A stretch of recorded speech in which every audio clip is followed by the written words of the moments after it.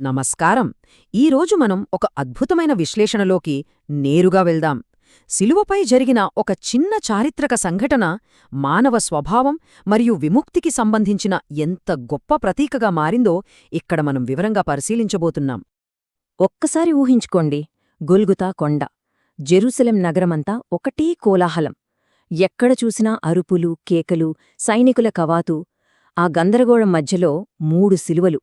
అందులో మధ్య శిలువపై ఉన్న ఆకారం, వీపు కొరడా దెబ్బలతో చిరిగిపోయి తలపై ముళ్ల కిరీటంతో గాయాల్నుండి రక్తం కారుతూ కనిపిస్తోంది.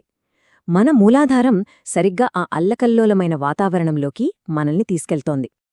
అయితే ఇంతటి గందరగోళం మధ్య యోహాను సువార్త ఒక చిన్న కాని చాలా బలమైన భౌతికమైన విషయాన్ని మన ముందుకు తెస్తోంది. అదేంటంటే యేసు వస్త్రాలను తొలగించడం. ఇది పైకి కేవలం ఒక చిన్న సంఘటనలా కనిపించినా దీని వెనట ఊహించని లోతైన అర్థం దాగి ఉంది. దీన్ని మరింతగా అర్థం చేసుకోవాలంటే ముందుగా మొదటి కీలకమైన అంశాన్ని పరిశీలిద్దాం. అదే భూసంబంధమైన గౌరవాన్ని కోల్పోవడం. ఆనాటి సాంస్కృతిక నేపథ్యాన్ని కాస్త గమనిద్దాం. ప్రాచీనకాలంలో బట్టలు అంటే కేవలం శరీరాన్ని కప్పుకోవడానికి మాత్రమే కాదు సుమా, అవి ఒక వ్యక్తి గౌరవానికి, హోదాకు, గుర్తింపుకు సాక్ష్యంగా ఉండేవి. ఆలోచించండి, లోకానికే రాజైన ఆయన ప్రపంచం ముందు ఆ గౌరవాన్ని, మర్యాదను ఉద్దేశపూర్వకంగా వదులుకోవాల్సొచ్చింది. నిజంగా ఎంతటి తీవ్రమైన క్షణమది! నిజానికి ఈ అవమానం యాదృచ్ఛికంగా జరిగింది కాదు. ఇది పూర్తిగా ఉద్దేశపూర్వకమైనదని మన మూలాధారం స్పష్టంగా చెబుతోంది. ఆయన కేవలం మానవాళి పాపాలను మాత్రమే మోయలేదు, వారి సిగ్గును, అవమానాన్ని కూడా తన భుజాలపై వేసుకున్నాడు. ఇది ఒక అత్యున్నతమైన త్యాగానికి నిదర్శనం. దీన్ని ఫిలిప్పీయులకు రాసిన పత్రిక ఎంత అద్భుతంగా వివరిస్తుందో చూడండి.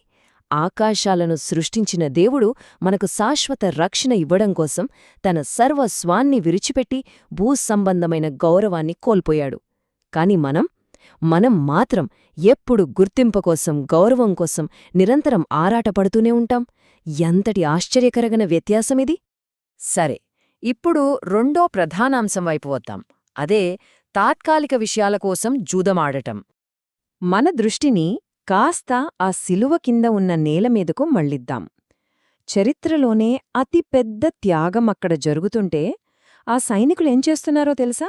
వాళ్లకు ఆ త్యాగం పట్ల కనీస పట్టింపు లేదు.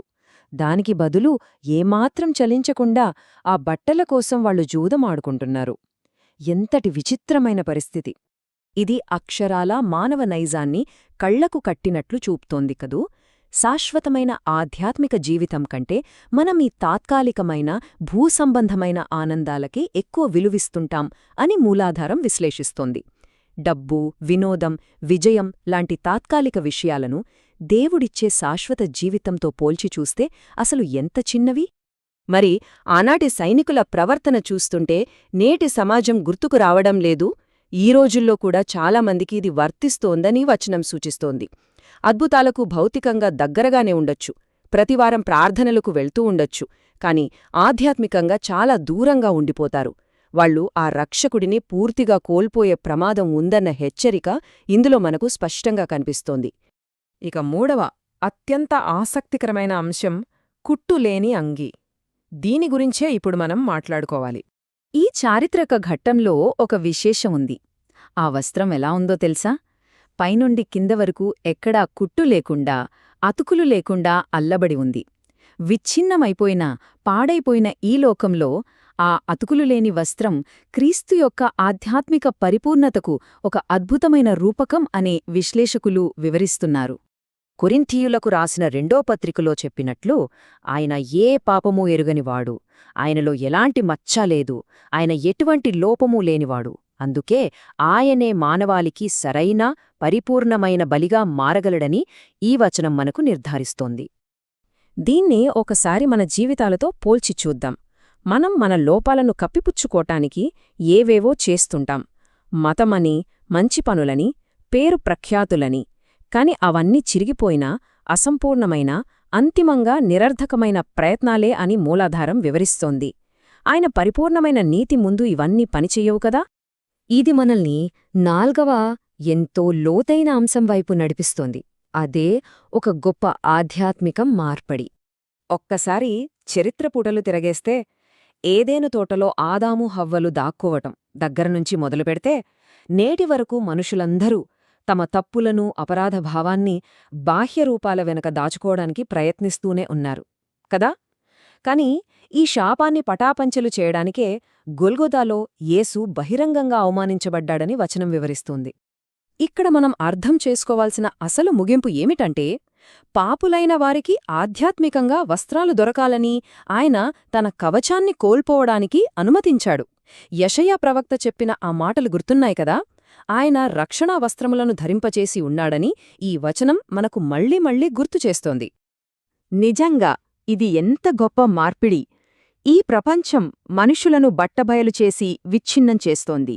కాని దానికి విరుద్ధంగా యేసు వారి సిగ్గును తాను భరించి సంపూర్ణమైన అంగీకారాన్ని ఇవ్వడం ద్వారా వారిని ఎలా పునరుద్ధరిస్తాడో ఈ మూలాధారం అత్యద్భుతంగా చూపుతోంది. క్రీస్తు భరించిన భారానికి, మానవాళి పొందిన బహుమతికి మధ్య ఉన్న అద్భుతమైన పోలిక ఇది. ఇక చివరిగా 5వ అంశం. ఇది మనందరి ముందు ఒక అంతిమ ప్రశ్నను ఉంచుతోంది. ఈ మూలాధారం మన ముందు ఒక ముఖ్యమైన సవాల్ను ఉంచుతోంది. శిలువ దగ్గర ఉన్న వాళ్ళందరూ ఆయనను ఒకేలా చూశారా? లేదు. సైనికులకు ఆయనలో లాభం కనిపించింది.